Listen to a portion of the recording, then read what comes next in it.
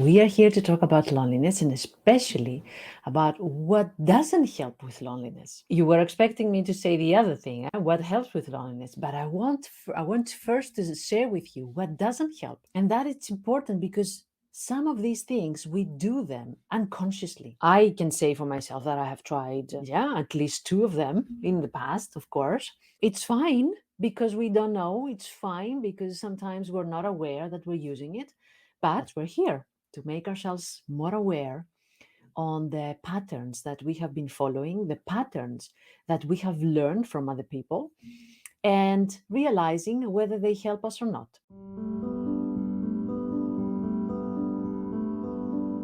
Hi, I'm Vasi Sarantopoulou. You know me already, your trusted psychologist, and especially the topic of loneliness is very close to my heart. I've gone through loneliness many times in my life, and I recognize it now.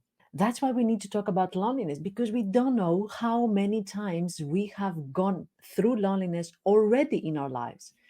We try to put it aside. This feeling seems like it has a very bad stigma. However, we're talking about it because the more we talk, the more we can tame this uncomfortable feeling, the less scared we are of this feeling. The more we embrace it, the more we can deal with that in a more easy way, right? So, what not to do? What doesn't help?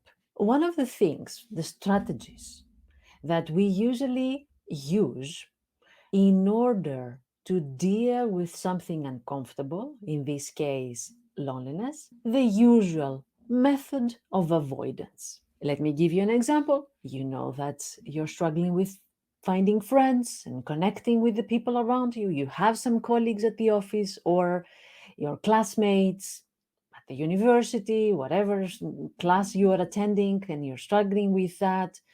And somebody happens to invite you to do a party, dinner party, or a gathering. And in order to protect ourselves, we tend to avoid.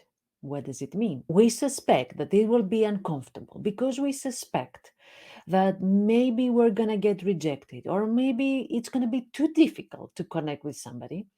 We are trying to protect ourselves and we say something like, well, I had a busy week. I'm already tired. I don't feel like going out. I better stay at home, Netflix, pizza, and I'm going to have a great time by myself. It sounds like we are convincing ourselves, right? But if we ask somebody who says, yeah, but you really, you're telling me the other day that you're struggling with friends and finding friends and connecting. And now that people invite you, you don't want to go. Yeah, but I have to put myself first, right? Self-care is important. So I'm going to stay at home. It's okay. We don't need to go out partying every weekend, etc. But if you notice that this is a pattern, and every time we get invited, there's something going on, we are trying to avoid it. And one time it's work, and the other time is we're tired, and the other time is we want to do a deep cleaning at home, whatever it is. If you notice, that's avoidance talking. That's the fear that we're going to be rejected, or it's going to be too difficult, it's going to be too awkward, too uncomfortable, whatever the reason that each one of us has. And then we prefer our safely protected environment where we stay at home. That's one way that doesn't help. Yes, you may convince yourself that staying at home is better. I agree with you. Sometimes it's fine to stay at home and have this alone time that we have been longing for. Yes. But let's see whether there's a pattern of this. And every time we have an opportunity to meet with others, then there's this avoidance technique that keeps us safe, however, disconnected.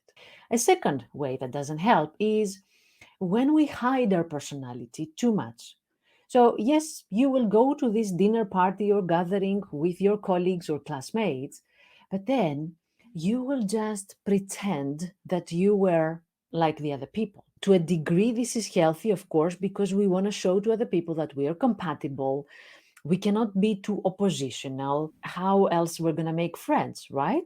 We are socially wired and we want to connect with other people. So, okay, in the beginning, we're going to be over enthusiastic and we are going to show that we are more agreeable than we are. Okay, but then I'm only talking about the extreme, where we are becoming a chameleon. We're completely hiding our personalities, our needs, our feelings. Somebody would say, let's go rafting, kayaking, for example. And even though you're so scared, you would never do something like that. That's beyond your lifestyle. You never want to start doing something like that. You would go, yeah, I absolutely love it. That's something that I would really love doing. And you create an image that doesn't actually resonate with the actual image that you have and you want to share with other people. Of course, that's not a deep connection and a meaningful and authentic connection that we want to build. That's something different. So, the hiding our personality, it's another thing that we do in order to build connections. But then, if we're doing it too much, it actually sabotages authentic relationships with others. Do you notice that in both these strategies that I shared with you, I'm using the words too much? It's okay if sometimes we avoid. It's okay if sometimes we're pretending or we are over enthusiastic about something or we just people please. It's okay. But if we're doing it too much, then this means that some important needs of ours are getting overwhelmed, are getting suppressed. Third way that doesn't help with dealing with loneliness, which means it doesn't help with building true and meaningful connections, is the overcompensating. You would go to this party, you would talk to everybody, you would want everybody to see you and get to know you and talk to you. But at the same time, you would not connect in a meaningful way. So you would collect their numbers, you would connect at Facebook, you would talk to them. But at the end of the day, it's only just objects or numbers for you, but not people. You would go there and you would be showing off, or you would talk about your job, or you would try to show them that you are smart and important and successful. But that's not the relationship that would actually fulfill you. That's not a relationship that other people also appreciate. Yes, maybe they will be, praising you or listening to you, but if the whole conversation has been about you or has been about an overly exaggerated toxic positive vibe, everybody would leave feeling exhausted after this conversation. And no wonder why they would not call us back or they would not connect with us back. So I've been talking to people that they have been using this overcompensating strategy a lot. And maybe the day that they are meeting these people and they are expanding their social network, they're feeling super excited and super happy. But the next day or the week after, they're feeling empty, numb, and completely disconnected. They would come back and say, well, yeah, I met all these people, but I don't remember them, and then nobody talks to me from them. I don't know what to say with these people. I haven't actually connected with them.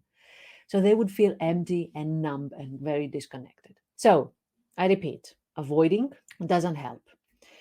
It makes us feel that we are happy all alone. However, when we're overdoing this with the happy all alone and I don't need anybody, it's more of an attempt to convince ourselves rather than the actual acceptance of I am alone or I am single and I like it. We're socially wired and we want connections. So sometimes we need to figure out whether I'm okay being single or I'm okay being alone. It's truly okay or it's an avoiding mechanism. The second way is the hiding our personalities, hiding our needs and our real personalities from others and pretending or pleasing them. And the third strategy that doesn't help is the overcompensating when we're trying too much, when we are showing off too much, when we are trying to convince other people that we are friends, when we are collecting numbers but we are not connecting with people. So I hope it was helpful. Next video would be about how to connect. What is it that really helps with dealing with loneliness? If you would like to have more information about loneliness, that's a topic that as I said, it's really close to my heart. You can find many blog articles and videos at the YouTube channel or the blog section on my website that you can find at antiloneliness.com. Thank you very much for being here. Let me know whether you have tried one or more of these three strategies and you figure out that, yes, indeed, It didn't work. I hope it was helpful. Let me know in the comments any questions or feedback, and looking forward to seeing you next. Have a nice day.